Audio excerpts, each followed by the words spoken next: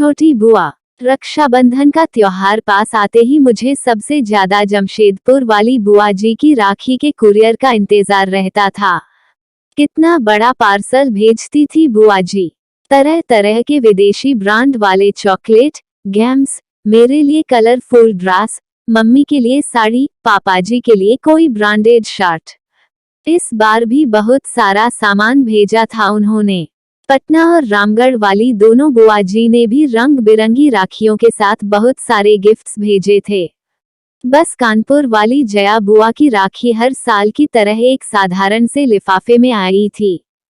5 राखियां, कागज के टुकड़े में लपेटे हुए रोली चावल और 50 का एक नोट।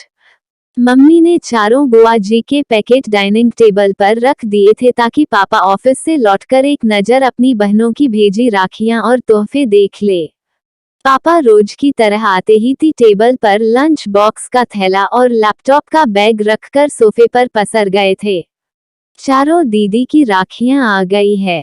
मम्मी ने पापा के लिए किचन में चाय चढ़ाते हुए आवाज लगाई थी, जया का लिफाफा दिखाना जरा। पापा जया बुआ की राखी का सबसे ज्यादा इंतजार करते थे और सबसे पहले उन्हीं की भेजी राखी कलाई में बांधते थे। जया बुआ सारे भाई बहनों में सबसे छोटी थी, पर एक वही थी जिसने विवाह के बाद से शायद कभी सुख नहीं देखा था। विवाह के तुरंत बाद देवर ने सारा व्यापार हड़प कर घर से बेदखल कर दिया था। तब से फूफा जी की मानसिक हालत बहुत अच्छी नहीं थी। मामूली सी नौकरी कर थोड़ा बहुत कमाते थे। बेहद मुश्किल से बुआ घर चलाती थी। इकलौते बेटे श्याम को भी मोहल्ले के साधारण से स्कूल में डाल रखा था। बस एक उम्मीद सी लेकर बुआ जी किसी तरह जिए जा रही थीं। जया बुआ के भेजे लिफाफे को देखकर पापा कुछ सोचने लगे थे। गायत्री, इस बार रक्षाबंधन के दिन हम सब सुबह वाली पैसेंजर ट्रेन से जया के घर कानपुर उसे बगैर बताए जाएंगे। जया दीदी के घर। मम्मी तो पापा की बात पर एकदम से चौंक गई थी। आपको पता है न कि उनके घर में कितनी तंगी है। हम 3 लोगों का नाश्ता खाना भी जया दीदी के लिए कितना भारी हो जाएगा। वो कैसे सब कुछ मैनेज कर पाएगी। पर पापा की खामोशी बता रही थी उन्होंने जया बुआ के घर जाने का मन बना लिया है। और घर में ये सब को पता था कि पापा के निश्चय को बदलना बेहद मुश्किल होता है। रक्षाबंधन के दिन सुबह वाली पैसेंजर से हम सब कानपुर पहुंच गए थे। बुआ घर के बाहर बने बरामदे में लगी नल के नीचे कपड़े धो रही थीं। बुआ उम्र में सबसे छोटी थी, पर तंगहाली और रोज की चिंता फिक्र ने उसे सबसे उम्रदराज बना दिया था। एकदम पतली दुबली कमजोर सी काया। इतनी कम उम्र में चेहरे की त्वचा पर सिलवटें साफ दिख रही थीं। बुआ की शादी का फोटो एल्बम मैंने कई बार देखा था। शादी में बुआ की खूबसूरती का कोई जवाब नहीं था। शादी के बाद के 11 वर्षों की परेशानियों ने बुआ जी को कितना बदल दिया था।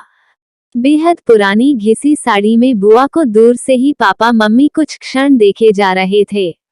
पापा की आंखें डबडबा सी गई थी। हम सब पर नजर पड़ते ही बुआ जी एकदम चौंक गई थी।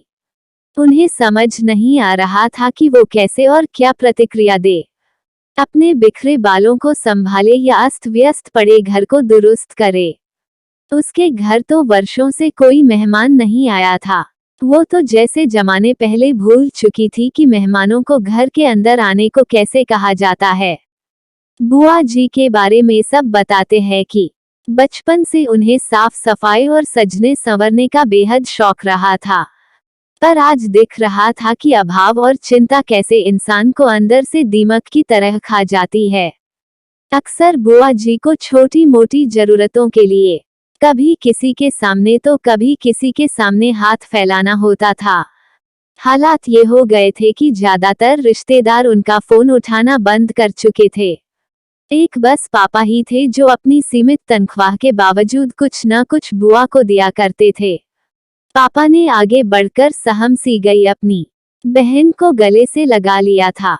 भैया भाभी मन्नू, तुम सब अचानक आज सब ठीक है न? बुआ ने कांपती सी आवाज में पूछा था। आज वर्षों बाद मन हुआ राखी में तुम्हारे घर आने का, तो बस आ गए हम सब। पापा ने बुआ को सहज करते हुए कहा था। भाभी आओ न अंदर, मैं चाय नाश्ता लेकर आती हूँ। जया बुआ ने मम्मी के को अपनी ठंडी हथेलियों में लेते हुए कहा था। जया तुम बस बैठो मेरे पास, चाय नाश्ता गायत्री देख लेगी।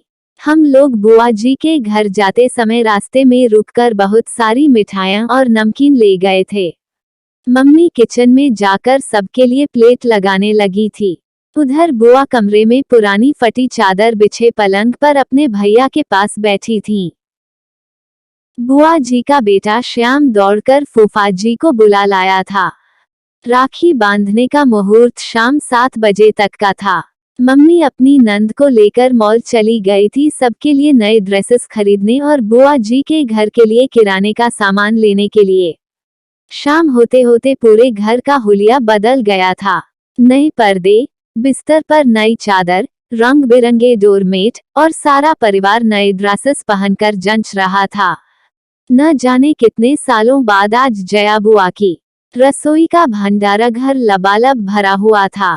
धीरे धीरे एक आत्मविश्वास सा लौटता दिख रहा था बुआ के चेहरे पर सच तो ये था कि उसे अभी भी सब कुछ स्वप्न सा लग रहा था। बुआ जी ने थाली में राखियां सजा ली थी, मिठाई का डब्बा रख लिया था। जैसे ही पापा को तिलक करने लगी पापा ने बुआ को रुकने को कहा।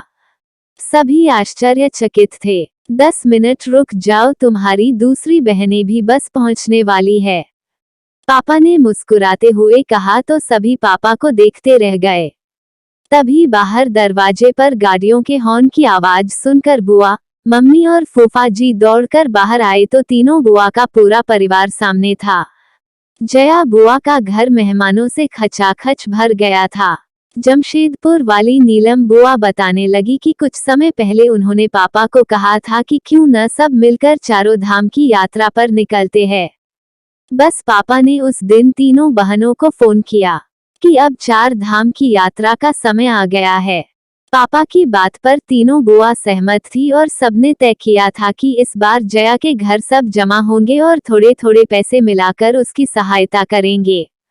जया बुआ तो बस एकटक अपनी बहनों और भाई के परिवार को देखे जा रही थीं। कितना बड़ा सरप्राइज दिया था आज सबने उसे। सारी बहनों से वो गले मिलती जा रही थीं। ऐसा रक्षाबंधन शायद पहली बार था सबके लिए।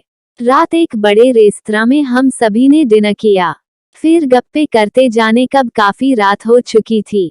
अभी भी जया बुआ ज्यादा बोल नहीं रही थी, वो तो बस बीच बीच में छलक आते अपने आंसू पोंछ लेती थी।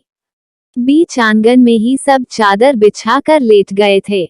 जया बुआ पापा से किसी छोटी बच्ची की तरह चिपकी हुई थी, मानो इस प्यार और दुलार का उसे वर्षों से इंतजार था। बातें करते करते अचानक पापा को बुआ का शरीर एकदम ठंडा सा लगा तो पापा घबरा गए थे। सारे लोग जाग गए पर जया बुआ हमेशा के लिए सो गई थी। पापा की गोद में एक बच्ची की तरह लेटे लेटे वो विदा हो चुकी थी। शायद बस इसी पल के इंतजार में अब तक जीवन के दुखों से लड़ रही थी जया बुआ।